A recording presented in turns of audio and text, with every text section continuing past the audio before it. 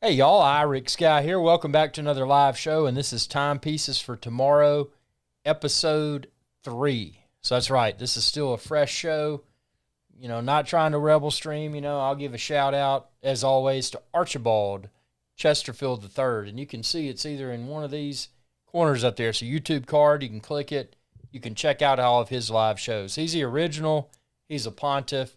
He knows everything about wristwatches, and he's also an independent YouTube channel. So, that's really rare to find someone that, that is also independent and has become highly successful with their YouTube career. So with that being said, let's go ahead and jump right in here. We're going to talk about a bunch of different things. So I've got a lot of things coming to the show, and if you want to be considered as a live guest, shoot an email over to liveshow@timepiecesfortomorrow.com. And if you're looking for a review, it can be a collection, it can be an individual wristwatch. Just send an email to review@timepiecesfortomorrow.com. So what I'm working to accomplish here is to create an environment that's very friendly, very interactive, and potentially informative as well. Wristwatch collecting is not a simplistic task. You can go, wherever. You go to an authorized dealer, you go online, you go to, insert place here. There's a lot of misguided knowledge out there.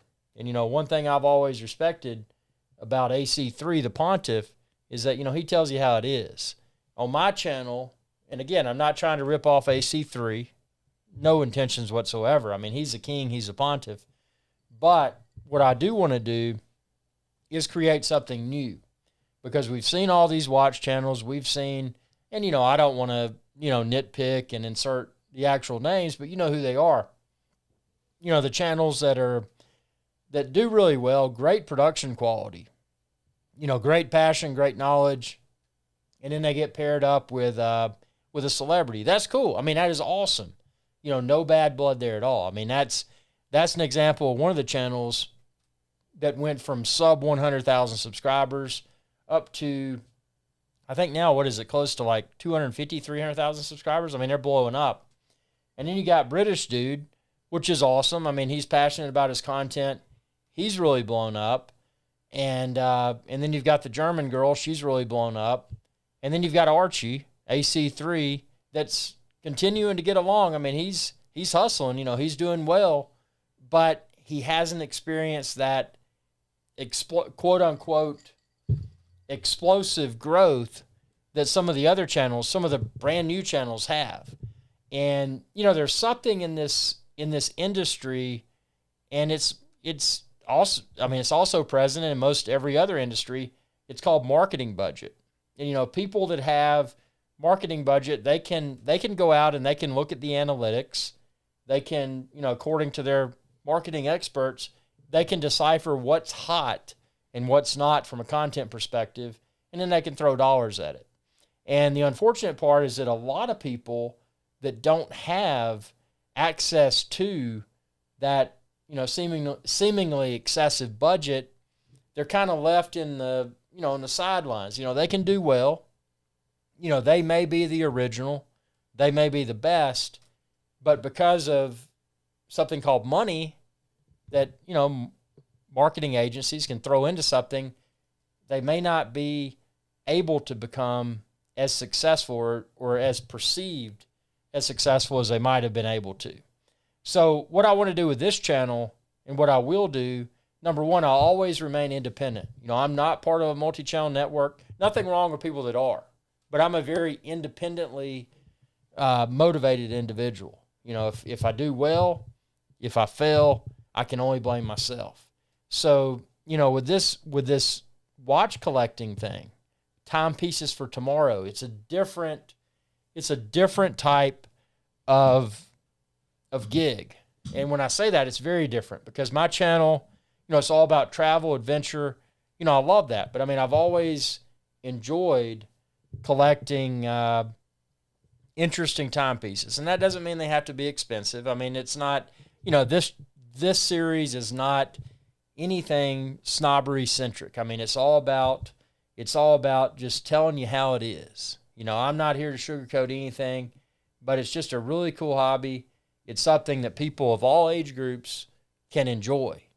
And, you know, I'm here to spread the, the positivity. And by the way, if you're looking for my merchandise, look down below this video and you can find out. I got coffee mugs, shirts, I got sweatshirts, I got all kinds of good stuff. You can find it linked down there. But yeah, I want to take this in a different direction. I mean, again, I'm an independent YouTuber, not part of any. I mean, there's nothing that is enabling me to do this. The only thing there is something, and that's your viewership, your support, your super chats. If you decide to purchase my merchandise, that helps. If you choose to super chat, that helps. I'm not here to beg for that. You know, I'm here to say, hey, I'm here. If you want to be a guest on the live show, send an email. You know, we'll get a live show set up, and and ultimately, I mean, that's what it's about: talking watches, talking wristwatches, without all of the whatever you want to call it, the influence, the outside influence. I mean, this is just, you know, my objective is to talk sincerely with people about wristwatches. It's not about the money. It's not about, you know, we're not on here to say, oh, we're going to, what's the word they use now for that? They use it as, the word they say is, what's the word for it? I can't think of it, but the people, flex, F-L-E-X. You know, this isn't about flexing. This is just about, you know, talking about the hobby, talking about the history, talking about what's good, what's not, why is it good, why is it not, you know, and really dissecting what makes or breaks a timepiece. You know, what is, what are the positive elements? What are the negative elements? I mean, this is a very complicated, an extremely complicated hobby. I mean, it's not something you can just pick up overnight. I've been involved with it for over 20 years. I know a lot of y'all have been involved with it for much longer. I mean, 20 years is nothing. 20 years is a blink. So, you know, there's a lot better subject matter experts out there. But what this show is an opportunity to bring everyone together, all different age groups, all different ethnicities, all different experience levels. I mean, this is a show. This is a live show for everyone. So, you know, if you want to be considered to be a guest on an upcoming live show, shoot me a message. Live show at timepiecesfortomorrow.com. I mean, that's the thing that we're missing, that the community is missing right now, is the opinion from the masses. You know, there are a lot of mass marketed opinions, but I don't want that. I want the truth. You know, people, you know, if you choose to be on camera, if you don't, if you just want to chat like Cal C just did. Cal C said the watch community can be challenging.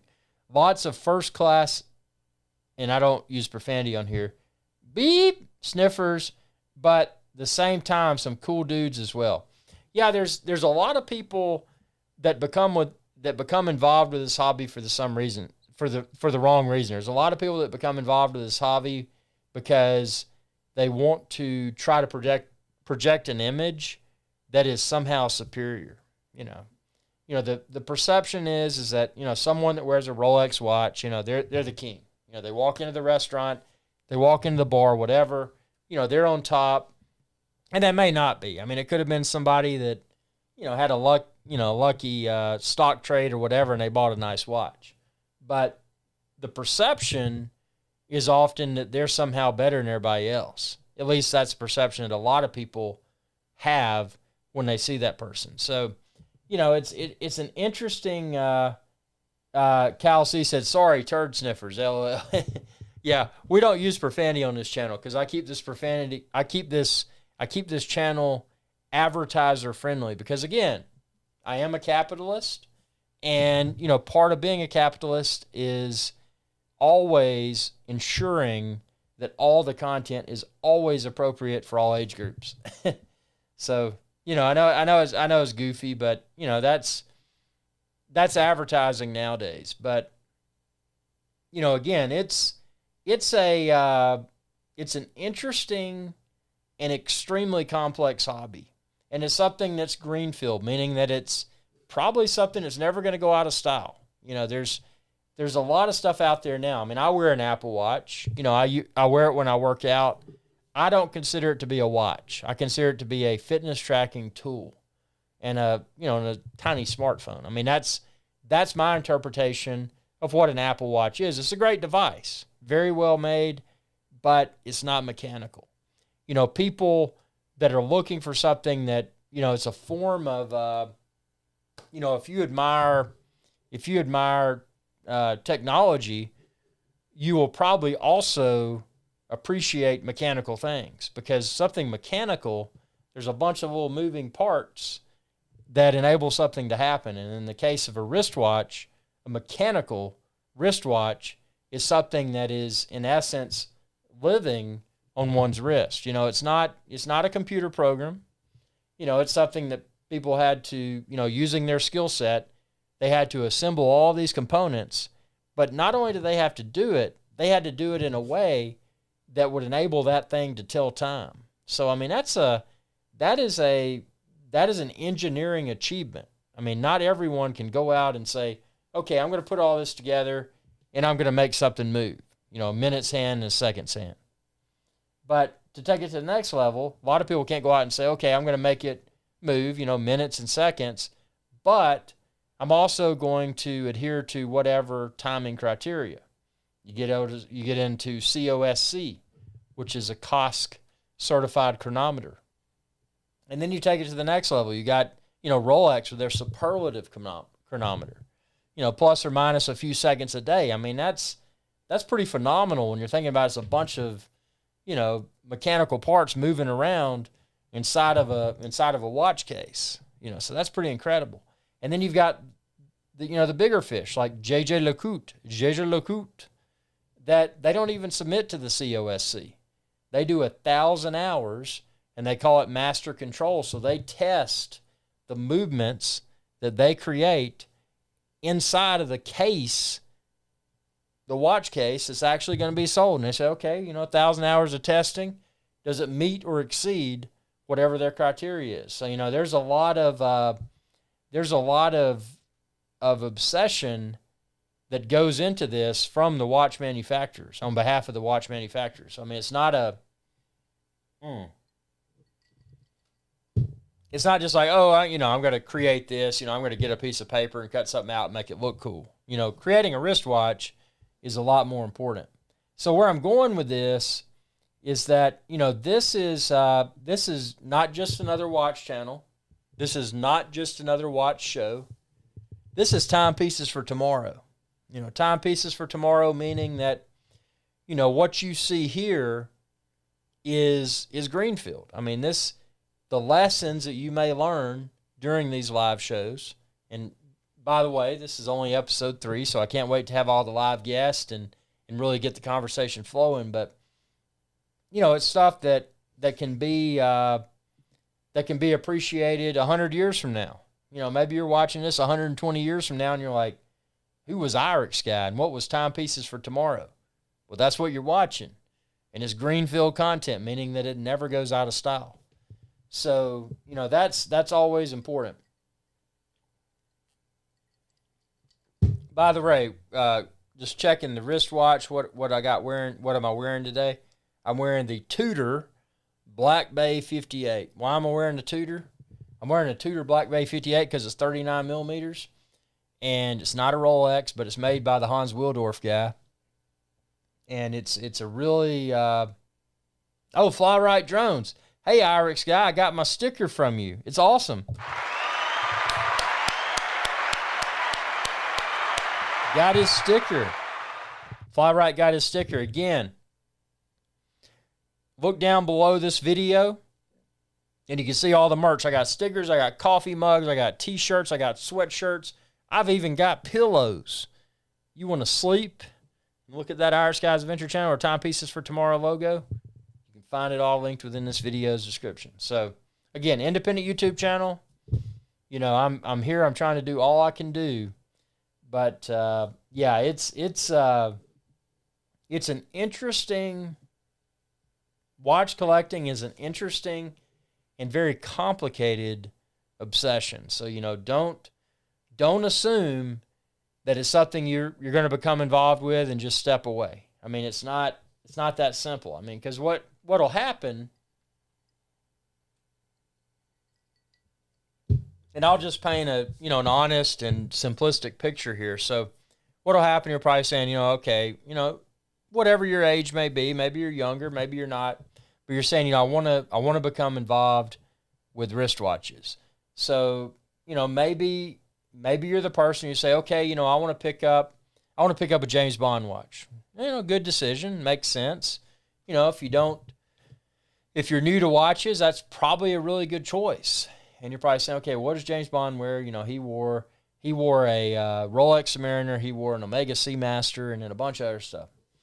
But arguably, the Rolex Submariner and the Omega Seamaster will probably be at the top of the list. So if you're looking for the James Bond watches, those are good choices. They're great pieces. I've got the Submariner and I've got the Seamaster. I mean, great, you know, fantastic pieces. Great starting point. You know, probably an example of two timepieces that'll probably never become obsolete just because of the James Bond connection. That, they're very simple. You know, with a Submariner, you don't even have a date. With a Submariner date, you have a date. With a Seamaster 300M, you do have a date. Minimal amount of things to malfunction. Highly water resistant. You know, something you can swim with. You can clean it up, you know, take a shower with it, and then wear it to a wedding. You know, whatever you want to do. And you can still be perceived as, not necessarily, I'm not saying high class, but a classy dude. You know, you can wear that wristwatch and be perceived as someone that is, that is well put together. And that's important, you know, not just for business, but also for interpersonal relationships. I mean, it's always important to present yourself in a way that, you know, is not arrogant, but it is professional. And that's something a quality wristwatch can and probably will bring to the table. So, you know, just something to consider there. But yeah, this hobby is, and I delayed this live show a little bit. I was going to start it a little bit earlier. This hobby is very, very complex. And what I want to do is I want to challenge all of y'all to, you know, ask the tough questions. You know, this is not, again, it's not a simplistic hobby. You know, what do you want to know? What are you curious about? Maybe you don't even have a reason. Maybe you just want some entertainment. You know, this is something that, Timepieces for Tomorrow will bring to the table. You know, and that's educational content, but also hopefully a lot of content that you'll hopefully deem entertaining. You know, that's as important, if not more important, than the educational value that it may bring to the table.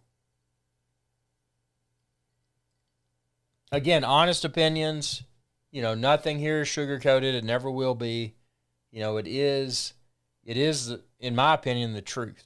You know, it's something that, you know, if you're out and you're, you know, looking for that perfect timepiece, this Timepieces for Tomorrow will be a place where you can go and ask questions. You know, hey, you know, I went into the authorized dealer. You know, I saw 18 different Omega Seamaster references. Which one should I get? You know, I really like this one, but why should I get it instead of the other one? You know, what would you do? You know, that's the type of thing that you're looking for on this channel.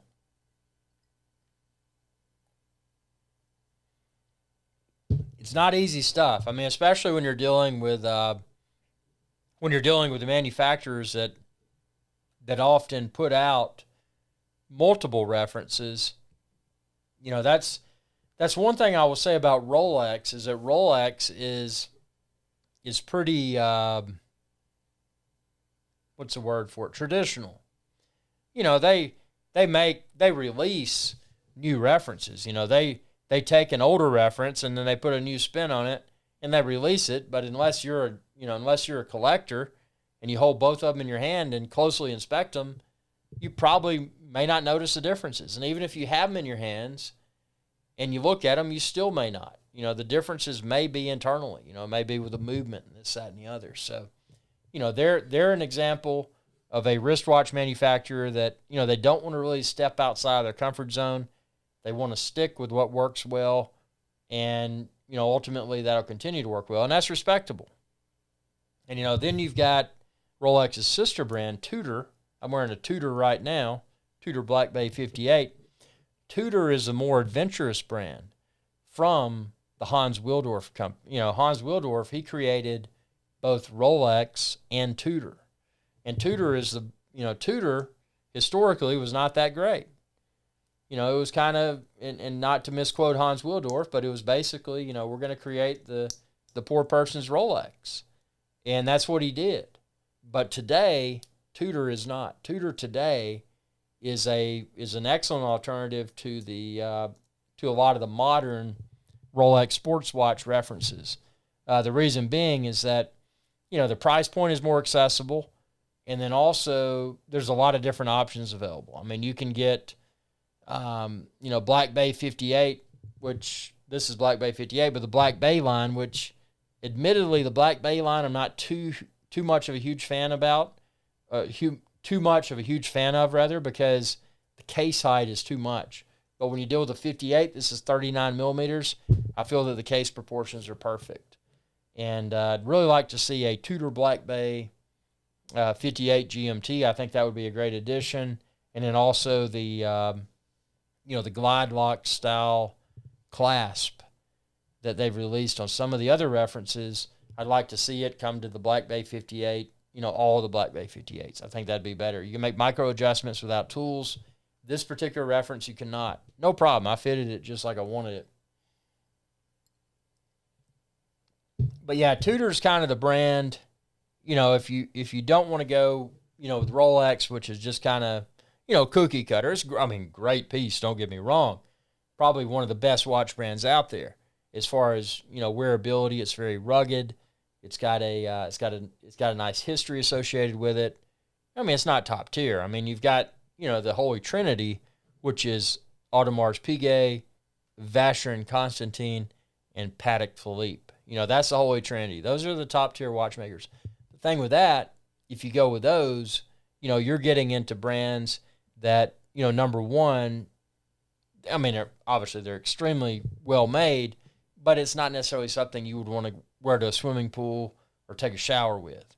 You know, those are very purpose specific timepieces.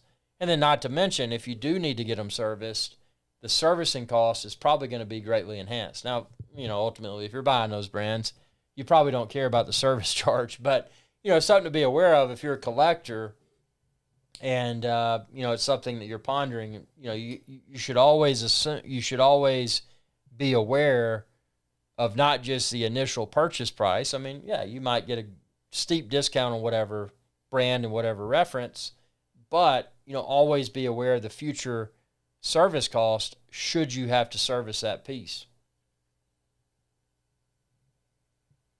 And, you know, mechanical watches being mechanical, you know, it's something that you're going to have to service at some point. I mean, unless you're wearing it on your wrist and the minute and the second hand's not ticking, you're probably going to have to service it. So, you know, just something to be aware of. With that being said, my Omega Seamaster 300M that's over 20 years old, I've never serviced it. It doesn't keep COSC, chronometer certified time, but it still does a great job. So, you know, just something to be aware of there is that, you know, you may not have to service your timepiece. And if you don't care about accurate timing, you may not. The flip side, though, is that if you don't service it and then it starts to, you know, the lubricants and all of that go away, deteriorate, and then it starts to, you know, damage the components inside, then that could become potentially become a more costly service fee in the future. if you did get a service. So, just something to be aware of, that preventative care, just like going to the dentist, even though you may not feel like you have a cavity or whatever, going to that dentist and having those routine tooth cleanings and checkups, that may, again, nothing's guaranteed, but it may better prevent a cavity or other issues. So, just something to be aware of.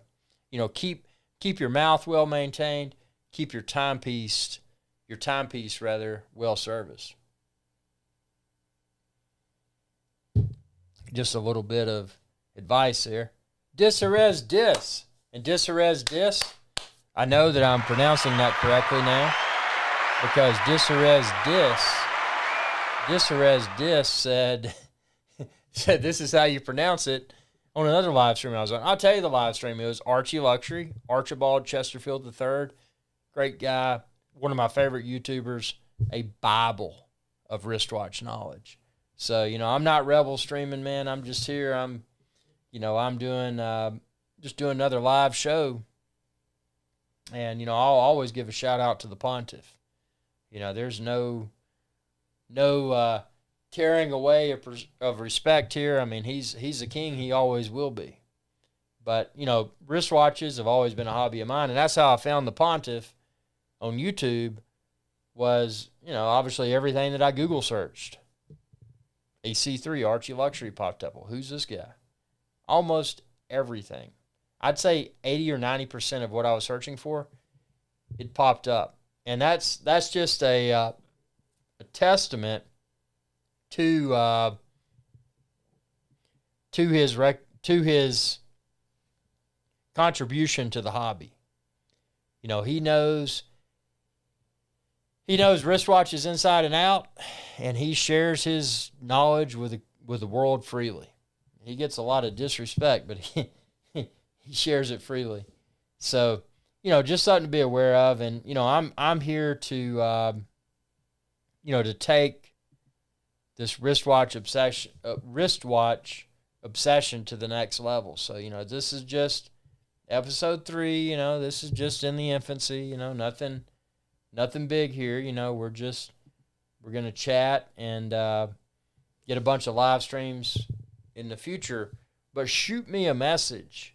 Live show at timepiecesfortomorrow.com. Shoot me a message, and I'll consider you as a live guest for an upcoming live show. Now, to be a live guest, as far as the computer requirements or smartphone or whatever, you got to use Skype. If you can install Skype, and if you at least have a microphone, you don't even have to be face on video. But if you at least have a microphone, then you will be considered as a candidate for a future live show, to be a guest on a future live show. So, that's where the fun starts. When you get a lot of people talking about wristwatches and asking questions and, responding to the, to the live chat comments. I mean, it's just, that's where it really gets kicked off. But, yeah, we're gonna take this show to the next level. And I mean, it's my goal. It's my mission. I would not have put together this studio, and I've got the second camera coming. And what's going to be cool about that is that when we talk about wristwatches, and by the way, if you're a gray market dealer and you've got access to inventory and you can shoot me photos and or videos of wristwatches and give me permission to use them within my upcoming live shows, if you can do that, I will be more than happy, obviously, if I use your images and or videos to, insert when I share, this was provided by so-and-so. That'll help me a lot. I mean, obviously, I don't have a lot of wristwatches, but if you do have access to them and you can send me photos and or videos, I'll be more than happy to, to mention, your brand as the person or the entity, rather, that, share that video or photo with me. So, something to consider. I'm looking for that. I need that. I need a lot of wristwatch videos, a lot of wristwatch photos. And likewise, if you have merchandise that you would like to ship to me to have reviewed on camera, shoot me a message. Review at timepiecesfortomorrow.com. You know, that's something else I'm looking for.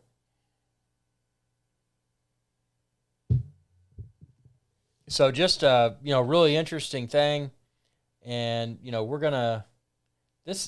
I've got to tweak, what I've got to do with these live shows is I've got to tweak the time. And I know we got people all overseas. We got people in the United States of America. You know, we got people all over. So I've got to figure out the time that is just optimal for everyone. And that's what I'm going to work on here. Mm-hmm.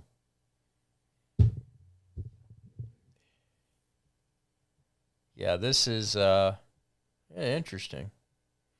So that being said, this is just a really short live show, just a half hour.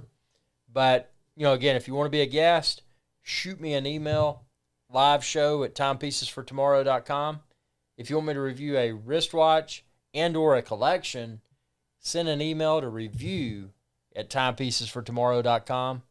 And I appreciate your viewership. Stay tuned for a lot more, and y'all be safe.